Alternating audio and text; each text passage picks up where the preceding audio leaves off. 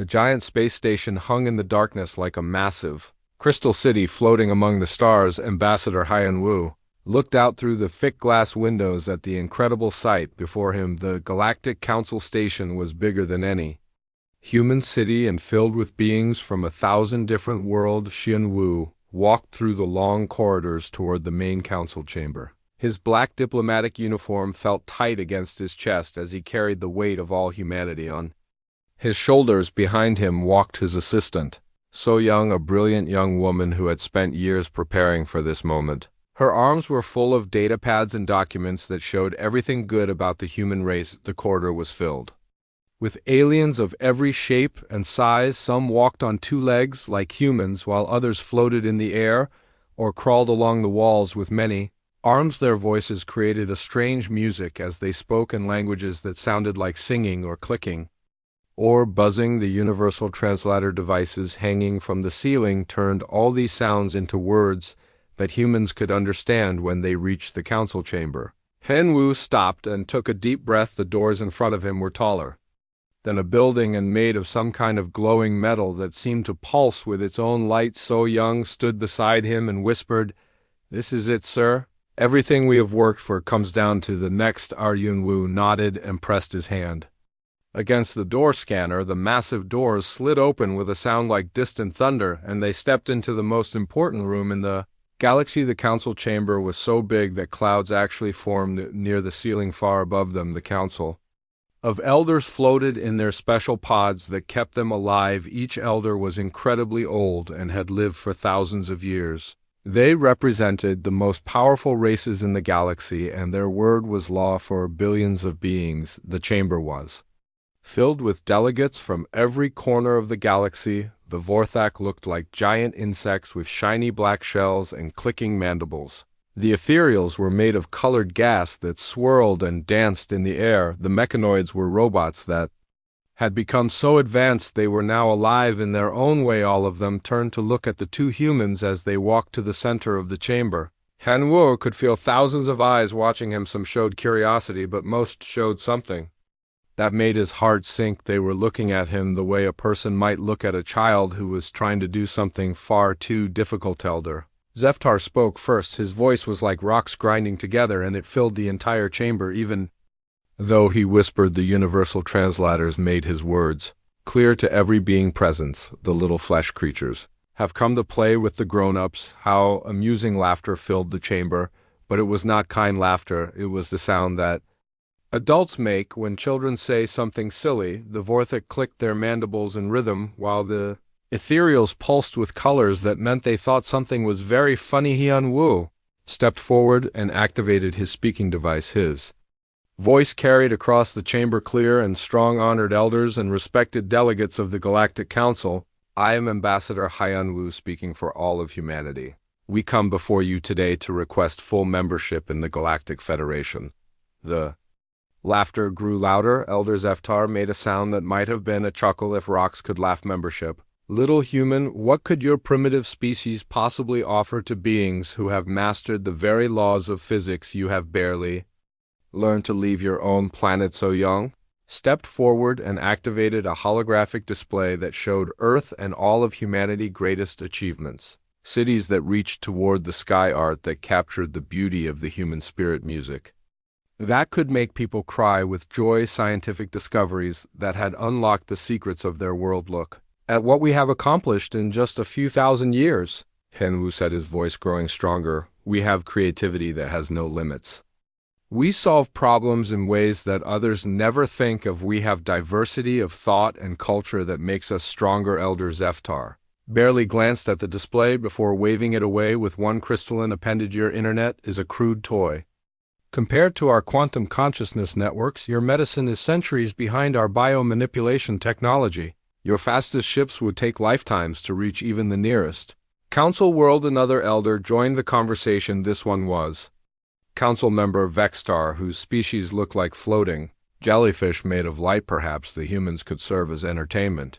Their primitive emotions might amuse our younger citizens. They fight wars over imaginary lines on their planet and cry over the death of individual beings." How wonderfully simple. The laughter that followed was universal. Every species in the chamber was laughing at humanity. Henwu felt his cheeks burn with embarrassment, but his training kept him calm so young. Grip on her data pad was so tight her knuckles had turned white. We understand that our technology is not as advanced as yours, Hanwu said carefully, but we believe that different ways of thinking have value. Our unique perspective might help solve problems in new ways. Different perspective, Elder.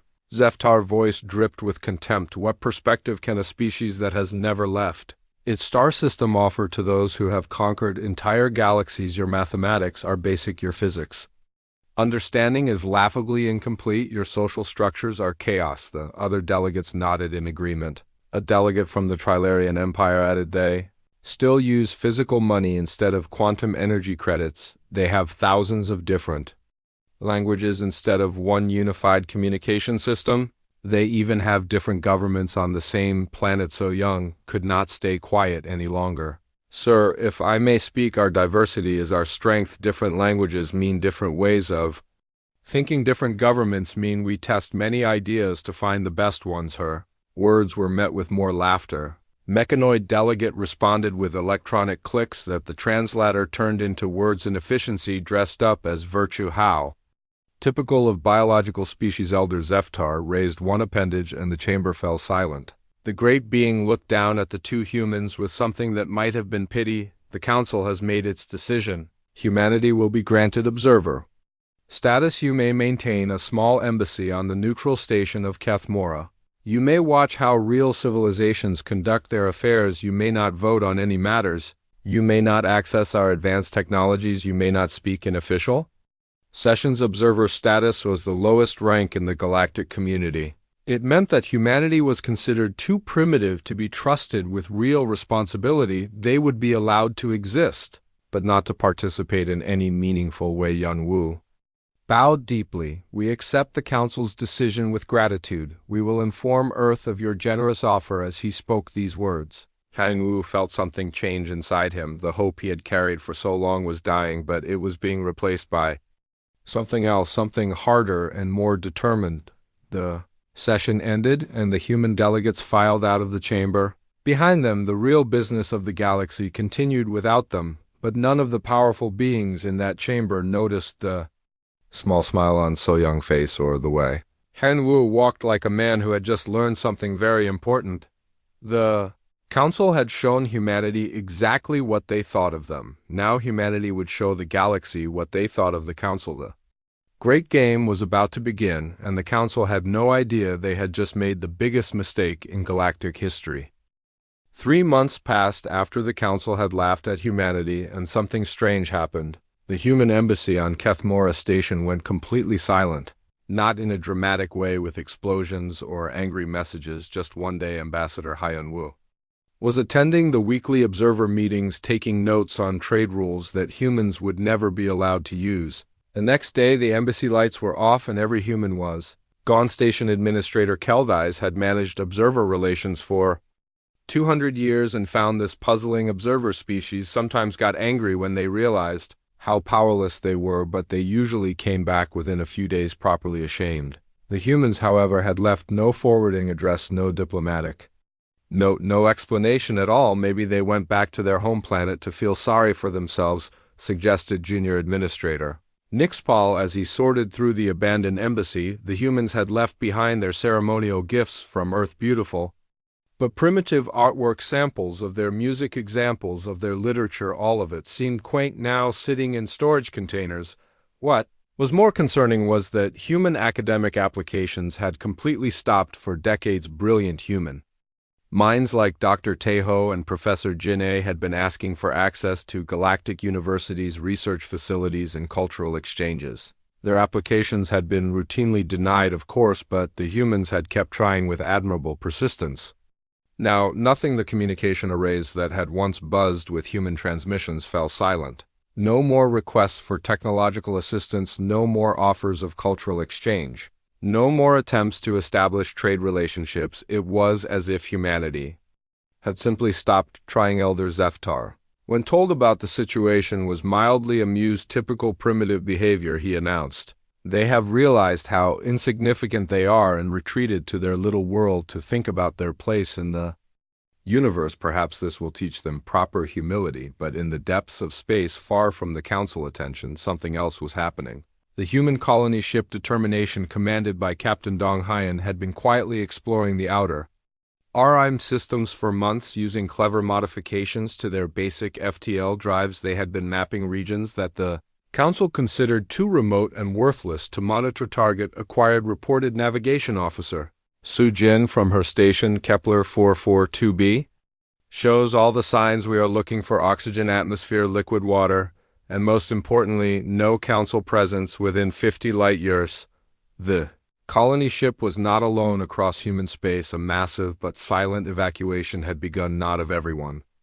Earth population was too large for such an undertaking, but of humanity best and brightest. Scientists, engineers, artists, philosophers, and visionaries were quietly disappearing from Earth. Rickers, their destinations unknown even to their own governments. Dr.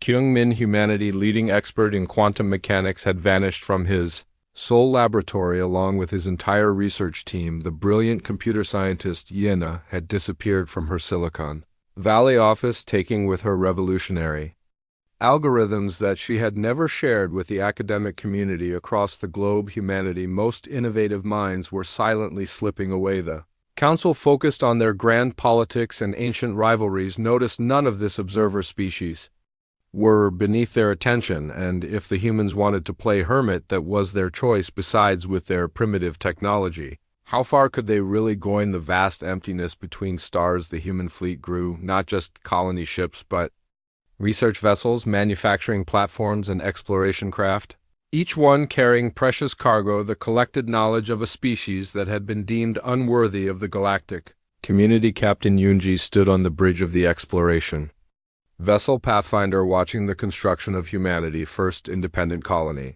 The world below had been designated New Sol and was already showing signs of terraforming that would have been impossible with Earth technology just months ago. Atmospheric processors are working better than expected, reported Chief Engineer Hai Kyung. We will have breathable air across the entire main continent within 12 months. The secret to humanity's rapid progress was not stolen technology or alien help. It was something the Council had never understood: the power of human creativity, when it was not restricted, without the Council rigid rules, without their approved methods and prescribed research paths. Human innovation had exploded in directions that ancient galactic civilization could not imagine. Dr. Mi Kyung had revolutionized energy production by combining quantum mechanics with biological processes in ways that violated every Council safety rule. Engineer Jae Sung had developed manufacturing techniques that treated matter itself as programmable information. Artist turned physicist, the Jin had discovered new principles of space-time control by approaching the problem from an artistic rather than mathematical perspective. Deep space surveys report interesting findings. Captain Yoonji reported to the Colonial Council 3 more star systems with habitable worlds, substantial mineral resources, and no Council presence. However, we have detected signs of another species in the region, pre-FTL civilization roughly equal to Earth 20th century technology. This was the moment humanity had been preparing for their first contact with another species since their rejection by the Council. The decision they made here would define who they were as a galactic civilization. We watch and we learn. Captain Yoonji decided, but we do not interfere. If they are ready for contact, they will tell us. If not, we respect their development. It was completely different from the Council method of finding promising species and immediately forcing them to follow galactic law. The humans had learned from their own experience. True partnership required mutual respect and voluntary cooperation. Back on Earth, the planet official government continued to pretend that humanity was content with its observer status. Regular reports were filed with the Council, carefully written to suggest a species that had accepted its limitations and was slowly, appropriately making minor technological advances. But in the deep space colonies, humanity was becoming something unprecedented, a galactic civilization that had developed without the Council influence, free to explore its own path among the stars. The Council still did not know they existed, but their silence would not last forever. 5 years had passed since the human embassy went dark, and the galactic community had largely forgotten about the peculiar little species from the Sol system. The council attention had turned to more pressing matters the Vorthik were pushing. For expansion rights in the Andromeda sector, the Ethereals were demanding new regulations on consciousness-based technologies, and the ancient crystallines were entering another of their 1,000-year meditation cycles, but some individuals within the vast bureaucracy of the galactic government had begun to notice oddities. Trade Monitor Yilden, a methodical being who specialized in tracking resource flows, had flagged several unusual patterns in his routine reports. Rare minerals that should have been exclusively controlled by council-approved mining operations were appearing in neutral markets. Advanced computational components that required licenses to manufacture were somehow reaching independent colonies. The quantum resonance crystals are particularly puzzling, Yilden explained to his supervisor, displaying holographic trade charts. These components require controlled laboratory conditions to create, yet they are appearing in quantities that suggest large-scale production from an unknown source's supervisor, more concerned with meeting quotas than investigating anomalies, dismissed the report. Probably smugglers or black market operations, not our department. Meanwhile, Dr. Wu Jin stood on the observation deck of Research Station Prometheus, watching the construction of humanity's third major settlement. The world below, designated Haven 3, was already showing signs of terraforming that would have been impossible with Earth technology just a decade ago, but these humans were no longer bound by Earth limitations. The atmospheric processors are exceeding all projections, reported Chief Engineer Hai Kyung, her voice carrying barely contained excitement. We will have breathable air across the entire continental landmass within 80 months. The secret to humanity's rapid advancement was not stolen technology or alien assistance. It was something the Council had never understood: the power of unrestricted human innovation. Without the Council rigid technological regulations, without their prescribed methods and approved research paths, human creativity had exploded in directions that ancient galactic civilization could not imagine. Dr. Mikyung had revolutionized energy production by combining quantum mechanics with biological processes in ways that violated every Council safety protocol. Engineer Jae-sung had developed manufacturing techniques that treated matter itself as programmable. Code artist turned physicist, the Jin had discovered new principles of space-time manipulation by approaching the problem from an aesthetic rather than mathematical perspective. Status report on the deep space surveys requested. Admiral Sung-ho from his command center aboard the exploration vessel Horizon. The human fleet had grown from a handful of colony ships to a sophisticated network of vessels that could traverse the galaxy outer rim undetected. Sector 7 Alpha shows promise, reported Scout Captain Ongji. 3 habitable worlds, substantial mineral resources, and no Council presence. However, we have detected signs of another species in the region. Pre-FTL civilization, roughly equivalent to Earth 20th century technological level. This was the moment Admiral Sung-ho had been preparing for humanity. First contact with another species since their rejection by the Council. The decision they made here would define who they were as a galactic civilization. Establish observation protocols, he ordered. Full stealth mode. We watch, we learn, but we do not interfere. If they are ready for contact, they will tell us. If not, we respect their development. It was a radically different approach from the Council method of identifying promising species and immediately subjugating them to galactic law. The humans had learned from their own experience true partnership required mutual respect and voluntary association. The species they had discovered called themselves the Zephyrians. They had iridescent skin that changed colors with their emotions and compound eyes that could see across multiple spectrums of light. Their technology was impressive for their development level, and their social structure was based on cooperation rather than competition. Dr. Jung-ho, the expedition chief scientist, spent weeks studying the Zephyrian broadcasts. They have a fascinating approach to problem solving, he reported to Admiral Sung-ho, where most species, including humans, tend to approach challenges individually. The Zephyrians naturally think in terms of collective solutions. The humans watched the Zephyrians for months, learning their language, studying their culture, and understanding their values. When the Zephyrians finally achieved faster-than-light travel, the humans were ready. First contact came when a Zephyrian exploration vessel encountered Research Station Kepler, one of humanity's newest deep space facilities.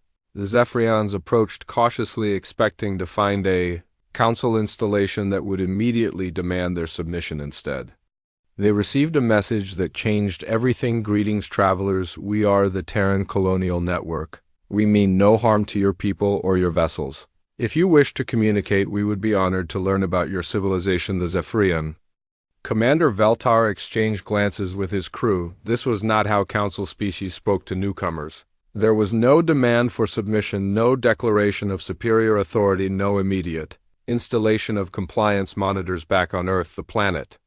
Official government continued to maintain the fiction that humanity was content with its observer status. Regular reports were filed with the Council, carefully crafted to suggest a species that had accepted its limitations and was slowly appropriately making minor technological advances. But in the deep space colonies, humanity was becoming something unprecedented, a galactic civilization that had developed without the Council influence, free to explore its own path among the stars. The Council still did not know they existed, but their silence would not last forever.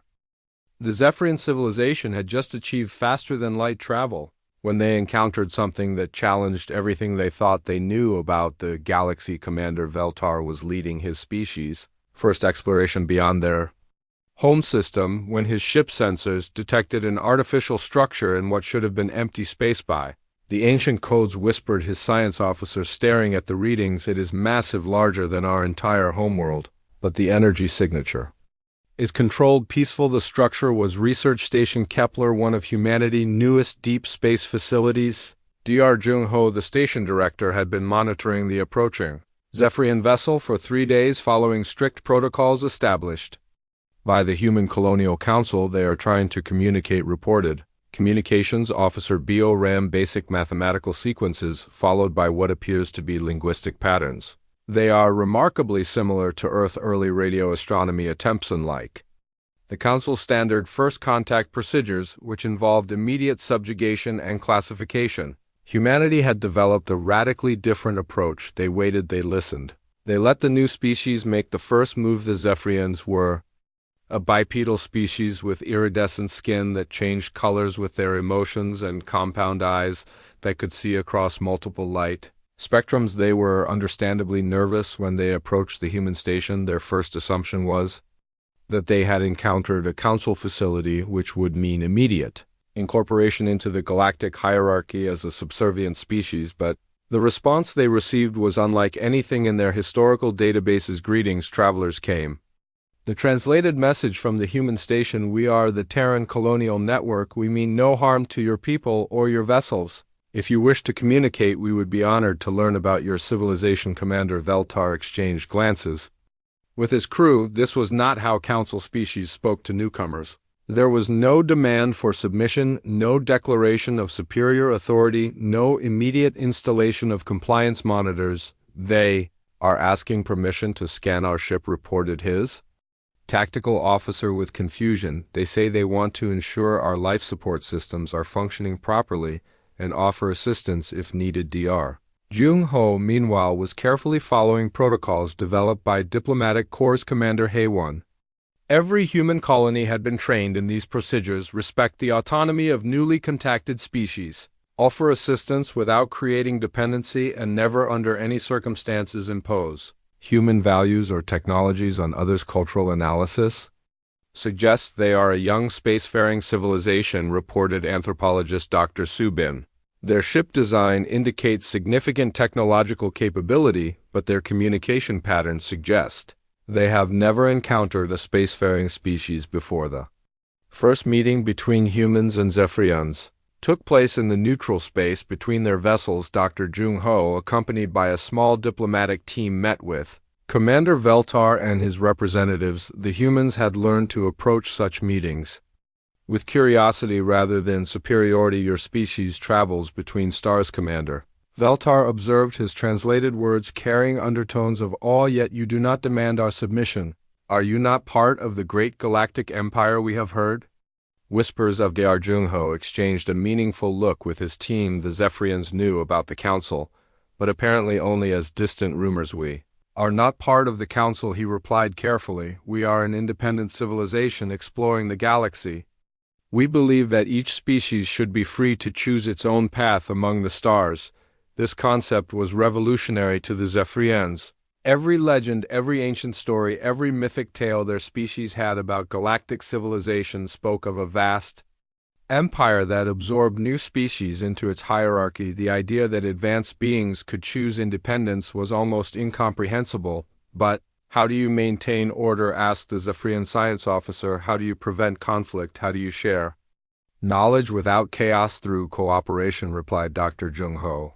We have learned that diversity of thought and approach makes us all stronger. We share knowledge freely, but we do not force our methods on others. We protect each other, but we do not control each other. The Zephyrians requested time to consider this information. In their ship, debates raged for hours. Some argued that the humans must be lying, that no advanced civilization could function without hierarchy. Others wondered if this was exactly what their species had been searching for, a way to explore the galaxy without losing their identity. When they returned to the negotiation table, Commander Veltar made a request that would change both species forever. We wish to learn more about your civilization, he said, not to join it, but to understand it. Perhaps there is another way to travel the stars. They are.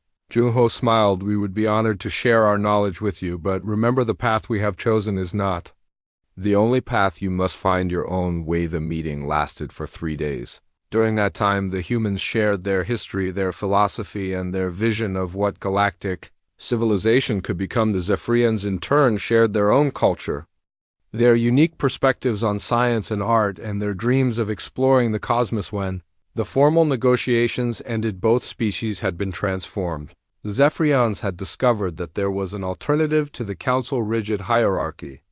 The humans had found their first true partners in their vision of a free galactic community. Commander Veltar made the decision that would echo through galactic history. We choose to join your network, not as subjects, but as equals. We will help you build this new way of traveling the stars. It was humanity's first diplomatic success, achieved without the Council knowledge or approval. The Zephyrians would become humanity's first true galactic allies, partners in exploration rather than subjects in an empire. And in the depths of space, humanity influence began to spread, not through conquest, but through inspiration. 10 years after humanity's silent exodus from Council space, the galaxy had begun to change in ways that the ancient powers could not understand. Strange reports filtered through the bureaucratic networks, independent colonies appearing in supposedly uninhabited systems, new technologies emerging from unknown sources, and most puzzling of all, several species simply vanishing from Council oversight. The Zephyrians had been the first to disappear. One day they were dutifully filing reports with their assigned Council overseer. The next, they had evacuated their homeworld and vanished into the outer rim. The Council assumed they had fallen victim to some natural disaster or primitive war, but routine surveys of their system showed no signs of destruction. The Milari have also gone silent, reported bureaucrat Kexnal to the Council Intelligence Division. Their entire civilization has simply left no distress signals, no requests for assistance, no explanation. Intelligence Director Vorthal, an ancient crystalline who had served the Council for 4,000 years, found these reports mildly interesting but not concerning. Observer species occasionally attempt to assert independence. He noted they invariably return once they realize their limitations, but the truth was far more complex. Humanity had become the center of a growing network of free civilizations, each one choosing independence over subjugation. The Zephyrians had shared their story with the Milari, who had then reached out to the human colonies. The Milari experience with the Council had been similar to humanity. Dismissal, condescension, and assignment to observer status. Admiral Sunho stood in the command center of Terra Nova, humanity's largest space station, watching the latest group of refugees arrive. The Corethian fleet, 12 massive Orc ships carrying the entire population of their species, had just completed a 3-month journey from Council space. Status report on the Corethian integration, he requested from Integration Coordinator Dr. Yong J. Proceeding smoothly, she replied, pulling up holographic displays showing the new arrivals. They are fascinated by our governance model. The concept of voluntary association between species is completely New to them, the human approach to galactic civilization was indeed unique. Rather than creating an empire, they had established a network. Each species maintained complete autonomy over their own affairs, but shared resources, knowledge, and protection. With their partners, it was a model that required trust, patience, and mutual respect, qualities that the Council had never understood. Dr. Dong Wu, now head of the Interspecies Research Consortium, was coordinating the most ambitious project in galactic history. Representatives from 17 different species were working together on Prometheus Station, combining their unique perspectives to solve problems that had puzzled galactic civilization for thousands of years. The Zephyrian's crystalline mathematics combined with Malari bioengineering has produced remarkable results, he reported to the Governing Council. We have achieved matter transmission with 97% accuracy across distances exceeding 10,000 light-years. Achievements were possible because the free species could share knowledge without the Council rigid licensing restrictions. A Corinthian poet might inspire a human physicist who would then collaborate with a Malari engineer and a Zephyrian mathematician to create something entirely new. Captain Unji, now commanding the exploration vessel Pathfinder, was leading the network expansion into previously unexplored regions of the galaxy. Her crew was a mixture of species, each bringing their own expertise. To the mission, long-range sensors are detecting signs of another civilization, reported her Zephyrian science officer pre-FTL, but showing rapid technological advancement. They appear to be peaceful. The discovery of the Valdorians would mark humanity fifth successful first contact. Like the others, the Valdorians had heard legends of the great galactic empire, but had never imagined there might be alternatives. When Captain Yunji's team approached them with offers of friendship rather than demands for submission, it changed their entire understanding of what was possible. We do not seek to rule you, explained Dr. Hey, one humanity chief diplomat during the first formal meeting with Valdorian representatives. We offer partnership. You remain free to govern yourselves, to develop your own technologies, to pursue your own dreams. We simply ask that you consider joining our network of mutual support. The Valdorians were a species of beings who communicated through harmonic resonance and found this concept beautiful. Their entire culture was based on harmony. Through diversity, and the human network model resonated with their deepest values. But as the free species network grew, it was becoming increasingly difficult to hide from the Council. Trade routes were shifting, resources were flowing to unknown destinations, and entire civilizations were disappearing from Council oversight. Elder Zeftar, reviewing the latest intelligence reports, felt the first stirrings of concern. Something is happening in the Outer Rim, he mused. Something we do not understand. The ancient being had lived for 3,000 years and had seen the rise and fall of countless civilizations, but this was different. This was not rebellion or revolution. This was simply absence. The species under Council control were not fighting back, they were just leaving. Trade Monitor Yilden had compiled a comprehensive report on the resource anomalies. 17 different species have disappeared from our oversight in the past decade, he reported to the Council Intelligence Division. These were not primitive civilizations, they were established observer species with functioning governments and developed infrastructures. The implications were staggering. If observer species could simply leave Council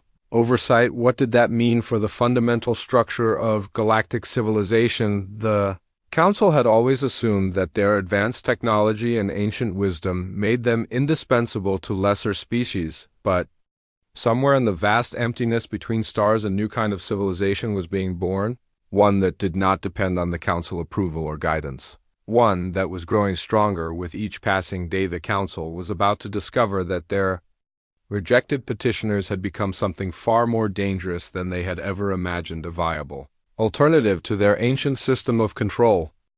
The Council discovery of Humanity Network came not through intelligence gathering or military reconnaissance, but through a simple bureaucratic error. A routine resource audit revealed that 17 species previously classified as observer or primitive had somehow disappeared from Council oversight, taking with them strategic materials worth more than the total economic output of entire Council sectors. This is impossible, declared Elder Zeftar, his crystalline form pulsing with agitation.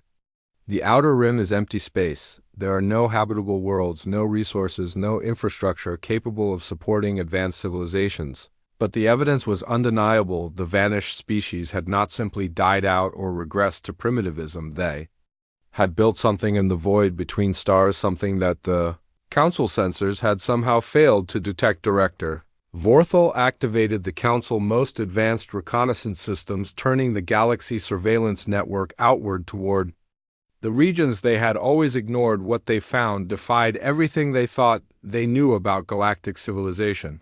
By the ancient codes, whispered surveillance technician Nexal, staring at the readings. There are thousands of them. Entire star systems, massive space stations, fleets of ships using technology we do not recognize. The images transmitted back to the Council chamber showed a civilization that should not exist. Vast cities built in the void of space, worlds transformed by terraforming technologies that surpassed anything in the Council archives, and most shocking of all, multiple species working together as equals rather than in the rigid hierarchies that had defined galactic civilization for thousands of years. Magnify Sector 7 Alpha, ordered Elder Zeftar, his voice carrying notes of disbelief. The display showed a massive structure unlike anything in Council records. It was clearly artificial, but its design principles were completely alien to their understanding. Where Council architecture emphasized dominance and hierarchy, this structure seemed to prioritize harmony and integration. It is beautiful, whispered Junior Analyst Kilven before catching himself and falling silent. But Elder Zeftar had heard, and for the first time in 3,000 years, the ancient being felt something he had forgotten: uncertainty. Deep in the heart of the Free Species Network, Admiral Sung-ho received the expected report from his Intelligence Division Council. Reconnaissance drones have breached the outer sensor grid, reported Intelligence Chief Kim Ji-hoon. They have found us. The moment humanity had been preparing for during 15 years of silent expansion had finally arrived. The Council knew they existed, and decisions made in the next few hours would determine whether the galaxy would know peace or war. Convene the interspecies Council, ordered Admiral Sung-ho. Full emergency session. All species representatives, all colony governors, all fleet commanders. It is time to decide who we are. Within hours, the greatest gathering in human history had assembled. Not just humans, but representatives from 37 species that had chosen freedom over subjugation. The meeting was held aboard Unity Station, a massive structure that had been built jointly by all network members as a symbol of their cooperation. Dr. Jung-ho, now serving as the network chief, civilian coordinator, addressed the assembly. The Council has discovered our existence. He announced their fleets are already mobilizing. Intelligence suggests they view us as a threat to their authority. The debate that followed was intense but civil. Some species argued for immediate military preparation, others for diplomatic outreach. The humans, remembering their own experience with Council arrogance, advocated for a third option. We do not hide, declared Admiral Sung-ho. We do not attack. We simply introduce ourselves. We show them what we have built, what we have accomplished, and what we represent. Let them decide how they want to respond. The Zephyrian representative, Commander Veltar, spoke next. We have lived under Council oversight for generations. We know their methods. They do not negotiate with equals. They only understand dominance and submission. But the Milari delegate, Dr. Zenor, offered a different perspective. Our people have studied Council history extensively. They are not inherently evil. They are simply trapped in a system that has worked for them for thousands of years. Perhaps it is time to show them that there is another way. The vote was unanimous. The Free Species Network would reveal itself to the galaxy not as rebels or threats, but as proof that another way was possible. 3 days later, every communication channel in Council space received the same message simultaneously. It was brief, polite, and utterly unprecedented. To the Galactic Council and all peoples of the galaxy, we are the Free Species Network. We exist as an alliance of autonomous civilizations, committed to mutual cooperation, voluntary association, and the peaceful exploration of the cosmos. We harbor no ill will toward any people or government. We seek only to demonstrate that diversity of thought and approach can create prosperity and harmony among the stars. We invite any who share these values to join us in building a galaxy where all species can thrive according to their own nature and choices. The message was signed by all 37 species, but the first name on the list Was simple humanity the species that the council laughed at until they left without a word? Elder Zeftar stared at the message for a long time, his ancient mind processing implications that his species had never considered the humans had not. Just left in anger or despair, they had built something that the council, with all its power and wisdom, had never imagined possible. For the first time in galactic history, the council faced a choice: adapt to a new reality or fight to preserve the old order. The ancient beings who had ruled the galaxy for thousands of years were being challenged not by rebellion or revolution, but by the simple demonstration that their way was not the only way. Emergency sessions were called ancient alliances, were tested. Some council members argued for immediate military action to destroy this threat to their authority. Others suggested that perhaps it was time to learn from these upstart species, but in the depths of space, humanity and its allies continued their work, building a future where laughter would be replaced by respect and silence by the songs of free peoples exploring the infinite possibilities of the cosmos. The galaxy held its breath, waiting to see which path would be chosen: the path of ancient control or the path of new freedom. The council had laughed at humanity once. Now the entire galaxy would see who was really laughing.